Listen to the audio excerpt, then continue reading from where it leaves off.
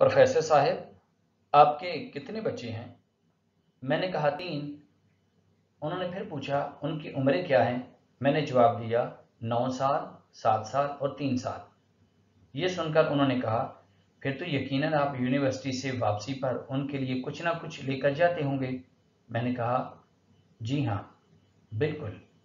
उन्होंने फिर पूछा, आप उन चीज़ों को उनमें कैसे तकसीम करते हैं?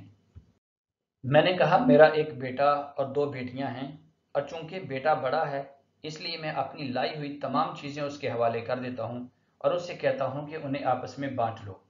ये सुनकर उन्होंने फरमाया, प्रोफेसर साहब, अगर आपको किसी दिन ये पता चले कि आपका साहबजादा आपकी लाई हुई चीज़ें आपकी हिदायत के मुताबिक तकसीम नहीं करता या उन्हें बांटने में इंसाफ से काम नहीं लेता, तो आप क्या करेंगे?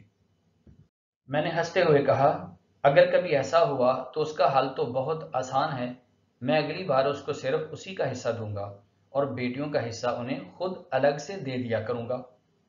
ये सुनकर उनके चेहरे पर एक मानाखेज मुस्कुराहट उभरी और उन्होंने एक ठंडी सांस भरते हुए कहा, प्रोफेसर साहेब, आपकी इस बात में वही फलसफा कार फरमा है जिसकी बुनियाद पर अल्लाह पाक ने अपनी इनायात तकसीम करने का फार्मूला तय कर रखा है।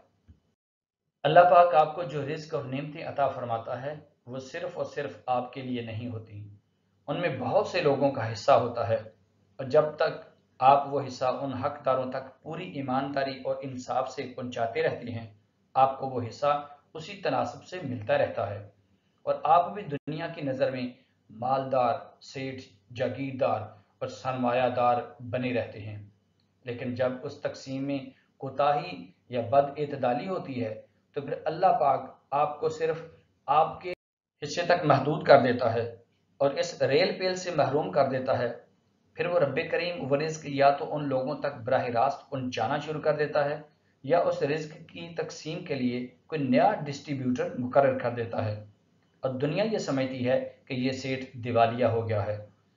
उसी दौरान ये बातें भी सुनने में आती हैं कि फलां के बेटे पर अल्लाह का बहुत करम है, दिन दुगनी रात चौगनी तरक्की कर रहा है, दिनों में करोड़पति हो गया है।